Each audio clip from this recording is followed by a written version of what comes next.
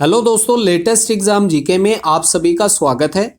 आज की क्लास में हम हिंदी भाषा, बोलियों और उपभाषाओं से संबंधित महत्वपूर्ण मल्टीपल चॉइस क्वेश्चन करेंगे जो कि आपके एग्जाम के लिए रामबाण साबित होंगे।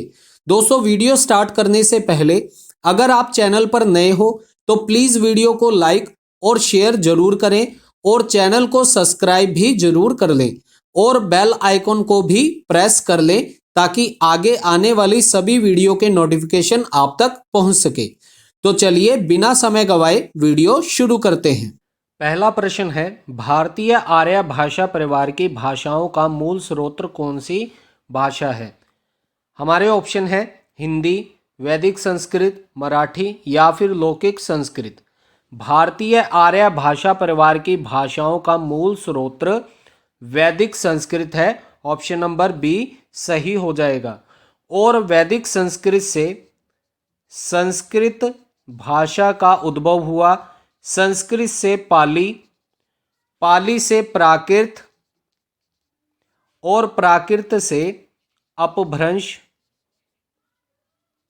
और अपभ्रंश से हिंदी भाषा का उद्भव हुआ और हिंदी से अन्य भाषाओं का उद्भव हुआ। और अगर हम बात करें मराठी की तो मराठी की लिपि देवनागरी लिपि है। अगला प्रश्न देखते हैं, तमिल, तेलुगु, कन्नड़ और मलयालम भाषाएं किस भाषा परिवार से संबंधित है? तो यह द्रविड़ भाषा परिवार से संबंधित है। ऑप्शन नंबर सी सही हो जाएगा। अगला प्रश्न है, भाषा का मूल रूप कौन सा है? विकल्प है लिखित रूप, मौखिक रूप, मानक रूप या फिर साहित्यिक रूप। भाषा का मूल रूप मौखिक रूप होता है। विकल्प नंबर बी सही हो जाएगा। अगला प्रश्न देखते हैं, खड़ी बोली हिंदी का साहित्यिक रूप किस शताब्दी से विकसित हुआ? विकल्प है 18वीं शताब्दी से, 17वीं शताब्दी से, 19वीं शताब्दी से या फिर 16वीं शताब्दी से। खड़ी बोली हिंदी का साहित्यिक रूप 19वीं शताब्दी से शुरू हुआ। ऑप्शन नंबर सी सही हो जाएगा। अगला प्रश्न देखिए, हिंदी को भारतीय संविधान में संघ की भाषा के रूप में कब मान्यता मिली? तो यह मान्यता 14 सितंबर 1949 ईस्वी को मिली थी। ऑप्शन नंबर अ सही हो जाएगा। अगला प्रश्न है, आचार्य महावीर प्रसाद द्विवेदी ने किस पत्रिका के माध्यम से खड़ी बोली हिंदी को परिष्कृत और परिमार्जित करने में महत्वपूर्ण भूमिका निभाई है? ऑप्शन है चांद, सुधा, सरस्वती या फिर प्रताप। महावीर प्रसाद द्विवेदी ने सरस्वती पत्रिका से खड़ी बोली हिंदी को परिष्कृत और परिमार्जित करने में महत्वपूर्ण भूमिका निभाई है और महावीर प्रसाद द्विवेदी ने इसका संपादन 1903 ईस्वी में किया था। अगला प्रश्न देखिए, उत्तर भारत की खड़ी बोली दक्षिण में किस रूप में विकसित हुई? ऑप्शन है द्रविड़ हिंदी, दखनी हिंदी, दखनी उर्दू या फिर परिनिष्ठ हिंदी। उत्तर भारत की खड़ी बोली हिंदी दक्षिण में दखनी हिंदी के नाम से विकसित हुई। ऑप्शन नंबर बी सही हो जाएगा। अगला प्रश्न देखिए, मध्यकाल में राजकाज की भाषा के रूप में किस भाषा को मान्यता मिली हुई थी? ऑप्शन है हिंदी, उर्दू, फारसी या फिर अरबी। मध्यकाल में राजकाज की भाषा के रूप में भाषा को मान्यता मिली थी, वह थी फारसी भाषा। ऑप्शन नंबर सी सही हो जाएगा। अगला प्रश्न देखिए, संविधान के किस अनुच्छेद के अनुसार संघ की राजभाषा हिंदी और लिपि देवनागरी होगी? ऑप्शन है अनुच्छेद 343, अनुच्छेद 346, अनुच्छेद 344 या फिर अनुच्छेद 342। संविधान के अनुसार संघ की राजभाषा हिंदी और लिपि देवनागरी होगी, यह अनुच्छेद 343 से लिया गया है। और जब हम बात करते हैं राजभाषा हिंदी की संवैधानिक स्थिति की, तो संविधान में राजभाषा संबंधी अनुच्छेद भाग 17 अध्याय 1 में धारा 343 से 351 तक है और धारा 343 में संघ की राजभाषा हिंदी और लिपि देवनागरिक घोषित की जाएगी। और जब हम बात करते हैं धारा 344 की, तो इसमें राष्ट्रपति द्वारा राजभाषा आयोग एवं समिति के गठन से संबंधित है। और धारा 345, 46 और 47 यह प्रादेशिक भाषाओं संबंधित प्रावधान दिया गया है। और जब हम बात करें धारा 348 की, तो इसमें उच्च न्यायालय, उच्चतम न्यायालय, संसद और विधान मंडलों में प्रस्तुत विधेयकों की भाषा के संबंध में विस्तार से प्रकाश डाला गया है। और अनुच्छेद 349 में भाषा से संबंधित विधियां अधिनियम के प्रक्रिया का वर्णन किया गया है। और अनुच्छेद 350 में जनसाधारण की शिकायतें दूर करने के लिए आवेदन में प्रयुक्त की जाने वाली भाषा तथा प्राथमिक स्तर पर मातृभाषा में शिक्षा सुविधाएं देने और भाषाई अल्पसंख्यकों के बारे में दिशा निर्देश का प्रावधान दिया गया है। और सबसे महत्वपूर्ण अनुच्छेद 351 में सरकार के उन कर्तव्यों और दायित्वों का उल्लेख किया गया है जिसका पालन हिंदी के प्रचार प्रसार और विकास के लिए उन्हें करना है। तो ये थे कुछ महत्वपूर्ण अनुच्छेद जो राजभाषा हिंदी के संवैधानिक स्थिति को दर्शाते हैं, बहुत ही महत्वपूर्ण है। इनमें से एक प्रश्न एग्जाम में बनता ही बनता है, तो आप इसे रिपीट कर दोबारा सुन सकते हैं और इसे नोट डाउन कर सकते हैं। अगला प्रश्न है, ब्रज भाषा और अवधी किस काल की काव्य भाषाएं थी? विकल्प हैं प्राचीन, मध्यकाल, आधुनिक या फिर वैदिक। ब्रज भाषा और अवधी भाषा ये भाषाएं मध्यकाल से संबंधित थी। ऑप्शन नंबर बी सही हो जाएगा। अगला प्रश्न है, हिंदी की बोलियों को कितने वर्गों में रखा जाता है? विकल्प हैं 3, 4, 5 या फिर 8। हिंदी की बोलियों को 5 वर्गों में रखा जाता है। ऑप्शन नंबर सी सही हो जाएगा। और इन 5 बोलियों में पश्चिम हिंदी, पूर्वी हिंदी, राजस्थानी, पहाड़ी और बिहारी आती है। जब हम बात करते हैं पश्चिमी हिंदी की, तो पश्चिमी हिंदी में खड़ी बोली जिसे कोरवी नाम भी दिया गया है, ब्रजभाषा, बुंदेली, हरियाणवी को बांगरू नाम दिया गया है तथा कन्नौजी, ये सभी पश्चिमी भाषा में आती हैं।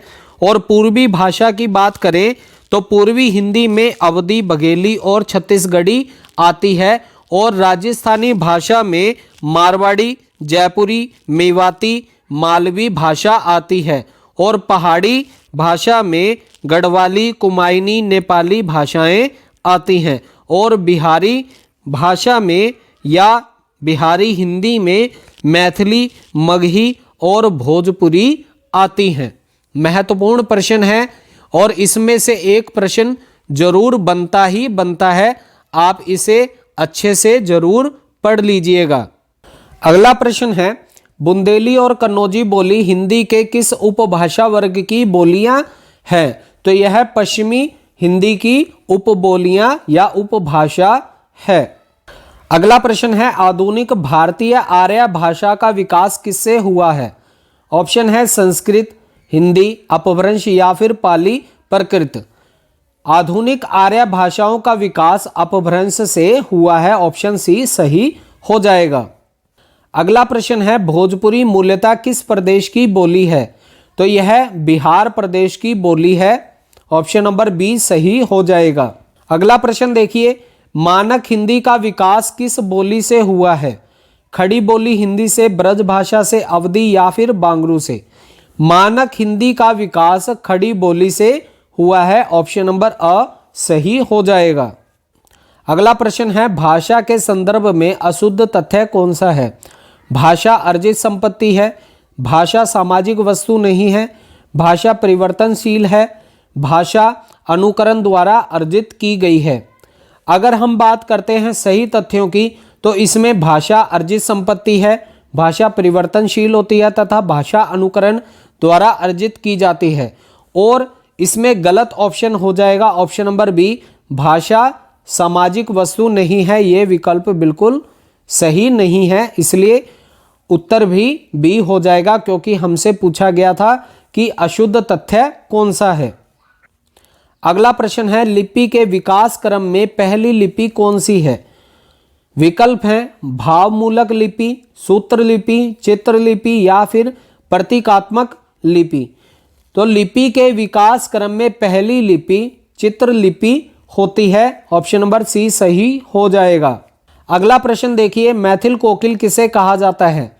विकल्प हैं विद्यापति, बिहारी, कलेक्टर सिंह केसरी या फिर घनानंद। मैथिल कोकिल विद्यापति को कहा जाता है। ऑप्शन ए सही हो जाएगा। अगला प्रश्न है, कृष्ण काव्य की अपार संपदा किस भाषा से है? अवधी से, ब्रज भाषा से, खड़ी बोली से या फिर मैथिली से। इसका सही उत्तर दीजिएगा। कृष्ण काव्य की अपार संपदा ब्रज भाषा से संबंधित है। ऑप्शन नंबर बी सही हो जाएगा। अगला प्रश्न देखिए, ब्रज भाषा, खड़ी बोली, हरियाणवी, बुंदेली और कन्नौजी बोलियां हिंदी की बोलियों के वर्ग में हैं। तो कौन सी बोलियों के वर्ग में है? तो यह पश्चिमी हिंदी बोली वर्ग में आती हैं, हरियाणवी, बुंदेली और कन्नौजी। अगला प्रश्न है, मुगल काल में हिंदी भाषा पर प्रभाव डालने वाली भाषा कौन सी है? तो यह फारसी भाषा है। ऑप्शन नंबर आ सही हो जाएगा। अगला प्रश्न देखते हैं, इन लिपियों में कौन सी लिपि पहले उर्दू लिपि की भांति दाएं से बाएं ओर लिखी जाती थी? विकल्प हैं ब्राह्मी लिपि, खरोष्टी लिपि, चित्र लिपि या फिर सूत्र लिपि। खरोष्टी लिपि पहले उर्दू लिपि की भांति दाएं से बाएं ओर लिखी जाती थी। ऑप्शन नंबर बी सही हो जाएगा। अगला प्रश्न है, देवनागरी लिपि में हिंदी के अतिरिक्त कौन सी भाषा लिखी जाती है?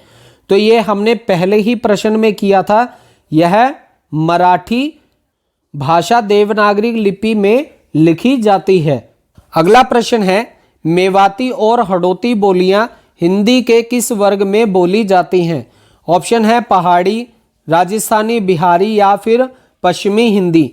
मेवाती और हड़ौती बोलियां राजस्थान में बोली जाती हैं। ऑप्शन नंबर बी सही हो जाएगा। अगला प्रश्न है, इनमें से हिंदीतर राज्य भाषा कौन सी है? उत्तर प्रदेश, मध्य प्रदेश, बिहार या फिर महाराष्ट्र। तो सही आंसर हो जाएगा ऑप्शन नंबर डी, महाराष्ट्र हिंदीतर भाषा राज्य है। अगला प्रश्न है, संविधान के अनुच्छेद 343(2) के अनुसार संघ सरकार के कार्यों में अंग्रेजी का प्रयोग जारी रखने की व्यवस्था कब तक के लिए की गई थी? तो यह 25 जनवरी 1964 तक के लिए की गई थी। ऑप्शन नंबर बी सही हो जाएगा। अगला प्रश्न है, हिंदी में किस भाषा के अर्थ से पहले साधु भाषा या टकसाली भाषा तथा हिंदी परिनिष्ठ का प्रयोग होता था? विकल्प हैं ब्रज भाषा, खड़ी बोली हिंदी, मानक भाषा या फिर जन भाषा। सही आंसर हो जाएगा मानक भाषा, साधु भाषा, टकसाली भाषा और परिनिष्ठ भाषा का प्रयोग हिंदी में सबसे पहले अर्थों में होता था। अगला प्रश्न है, हिंदी में किस भाषा के अर्थ से पहले साधु भाषा, टकसाली भाषा तथा परिनिष्ठ भाषा का प्रयोग होता था? विकल्प हैं ब्रज भाषा, खड़ी बोली हिंदी, मानक भाषा या फिर जन भाषा। सही आंसर हो जाएगा ऑप्शन नंबर सी, मानक भाषा। अगला प्रश्न है, निम्नलिखित काव्य पंक्तियां किस कवि की हैं? जामे रस कछु होत है, पढ़त ताहि सब कोय, बात अनूठी चाहिए भाषा कोई होय। तो यह भरतेंदु हरिश्चंद्र के द्वारा लिखी गई काव्य पंक्तियां हैं। अगला प्रश्न है, हिंदी खड़ी बोली गद्य के विकास में किस साहित्यकार ने महत्वपूर्ण भूमिका निभाई है? विकल्प हैं सदल मिश्र, मिश्र बंधु, गेरसन या फिर अमीर खुसरो। हिंदी खड़ी बोली गद्य के विकास में महत्वपूर्ण भूमिका सदल मिश्र जी ने निभाई है। अगला प्रश्न है पनीनी ने किस ग्रंथ के द्वारा भाषा को एक रूपता देने का प्रयास किया? विकल्प हैं अष्टाध्यायी, महाभाष्य, योग वशिष्ठ या फिर बृहस्पति निसार।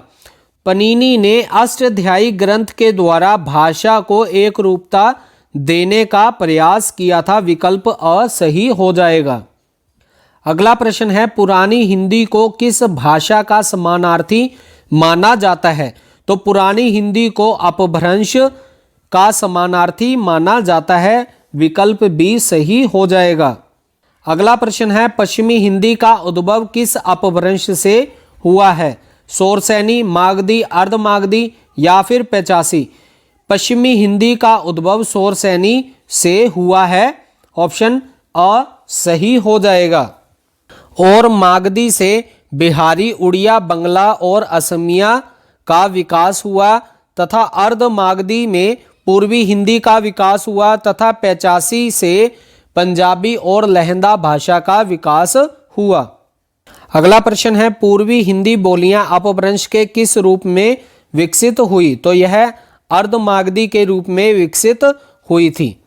अगला प्रश्न है भाषा विज्ञान के किस खंड में पद से वाक्य बनाने की प्रक्रिया का वर्णनात्मक, तुलनात्मक एवं ऐतिहासिक दृष्टि से अध्ययन होता है? विकल्प हैं पद विज्ञान से, ध्वनि विज्ञान से, वाक्य विज्ञान से या फिर अर्थ विज्ञान से।